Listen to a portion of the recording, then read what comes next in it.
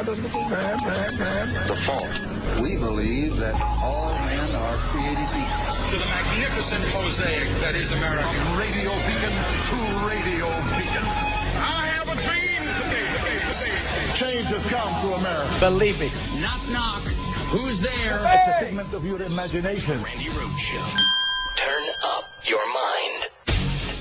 Okay, because we had to suffer through Devin Nunes's, crazy conspiracy theories, I thought that we should listen to Adam Schiff's closing remarks together.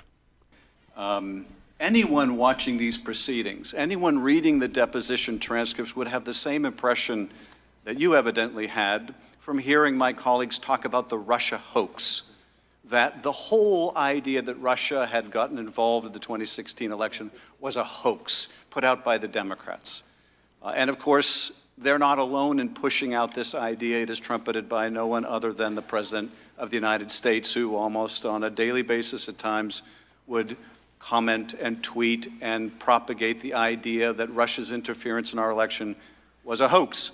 And of course, we all remember that debacle in Helsinki when the president stood next to Vladimir Putin and questioned his own intelligence agencies. I wish I had heard just some of the righteous indignation we heard in the committee today when the president questioned that fundamental conclusion of our intelligence agencies. But of course, they were silent when the president said that. They'll show indignation today, but they will cower when they hear the president questioning the very conclusions that our intelligence community has reached. But we saw something interesting also today. My colleagues sought to use you, Dr. Hill, to besmirch the character of Colonel Vindman. And I thought this was very interesting. It certainly wasn't unexpected, but it was very interesting for this reason. They didn't really question anything Colonel Vindman said. After all, what Colonel Vindman said is what you said. He was in that July 10th meeting. He heard the same quid pro quo, the same comments by Sondland. If you want this meeting, Ukrainians, and we have an agreement about this, you gotta announce you're gonna do these investigations. They heard the same quid pro quo that you did. So why are they smearing him? Mr. Holmes, you testified just as Vindman said, Colonel Vindman said, that he warned Zelensky about getting involved in U.S. politics. They don't question that. They didn't take issue with that. So why smear this Purple Heart recipient? Just like the smear of Ambassador Yovanovitch, it's just gratuitous. They don't question the facts. It's just gratuitous. The attack on you, Mr. Holmes, that you were indiscreet in mentioning this conversation to others. Well, I think you're quite right. The indiscretion is when an ambassador to the EU calls the president on an insecure line in a country known for Russian telecommunications and eavesdropping. That's more than indiscretion. That's a security risk. But why attack you, Mr. Holmes? They didn't question anything you said. They didn't question what conversation you overheard. Ambassador Sondland, indeed, didn't question what you said. He acknowledged that the one thing the president wanted to know the day after that conversation with Zelensky was, is he going to do the investigations? And Sondland said, yes, he'll do anything you ask. They don't question that. So why attack you? They didn't question your testimony when you said, and I think you asked, Ambassador Sondland, does Donald Trump give a blank, and I would like to use the word here, about Ukraine? And he said, he doesn't give a blank about Ukraine. He only cares about the big stuff. And you said, well, there's some big stuff here. Ukraine's at war with Russia. That's kind of big stuff. And his answer was, no. He cares about the big stuff that matters to him, his personal interests, like the Biden investigation that Giuliani wants. I mean, one question posed by your testimony, Mr. Holmes, is what do we care about? Do we care about the big stuff, like the Constitution, like an oath of office, or do we only care now about party? What do we care about? But let's go beyond your testimony today. Let's look at the bigger picture. What do we know now after these depositions, these secret depositions? Now, people watching at home might not know that in these secret depositions, which apparently no one else is allowed to hear, no members are allowed to participate, it's just secret apparently, sounds like it's just me and the witness, only over 100 members of Congress are able to participate in those secret depositions. And the minority was just so unable to participate, they got the same time they got in these open hearings. It was the same format. That was the secret star chamber that you've been hearing so much about.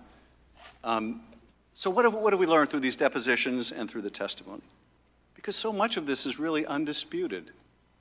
We learned that a dedicated public servant named Marie Yovanovitch, known for fighting corruption, widely respected throughout the diplomatic corps, was ruthlessly smeared by Rudy Giuliani, by the president's own son, by their friends on Fox Primetime, and a whole host of other characters. Her reputation was sullied so they could get her out of the way, which they did. And you're right, it was gratuitous.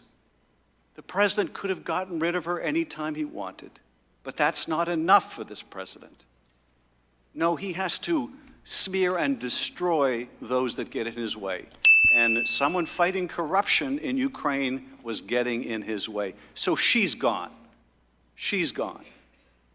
And this makes way almost immediately thereafter. She leaves, the three amigos come in. The three amigos, two of whom never made the connection that Burisma means Biden. It took Tim Morrison all of 30 seconds on Google to figure that out. But we're to believe, I guess, that in all the companies in all the world, that Rudy Giuliani just happens to be interested in this one? That's absurd. The interest, of course, was in an investigation of Donald Trump's rival, the one that he apparently feared the most. And they were willing to do whatever was necessary to get Ukraine to do that dirty work, to do that political investigation. And so it began. We're not going to set up a phone call until you make certain commitments. That was Ambassador Sondland's testimony. The first quid pro quo was actually just getting on the phone with President Trump. And then there was the quid pro quo involving the White House meeting. And witness after witness, and none of my colleagues contested this, talked about just how important that meeting was to the president of Ukraine and why they're at war with Russia. And their most important ally is the United States. And the most important person in the United States for that relationship is the President of the United States. And if President Zelensky can show that he has a good relationship with the President of the United States, it means to his people that this new president has the support of their most important patron, and it means to the Russians that we have their back. This president, this new president who is negotiating with a far superior power that has invaded his country, is going into negotiation with Putin over how to resolve this conflict. Whether he has good leverage or lousy leverage depends on whether the Russians think he has a relationship with the president. And the president wouldn't give him that, not without getting something in return. Wouldn't give him that official act, that White House meeting, without getting something in return. And that return was investigations of his rival that would help his reelection. An official act or something of clear value and something very important. The big stuff, as Sondland explained to you, Mr. Holmes.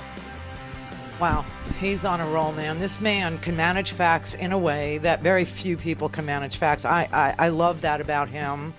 That is incredible. Okay, so I want to hear the rest of his close because he's laying out the case, the whole case, the case that was testified to under oath. Not the fantasy case that is in Devin Nunes and Jim Jordan and Mike Turner's head, where they don't contest, they don't object to anything the witnesses have testified to. They just sit there and speechify and push out a false narrative that they prefer.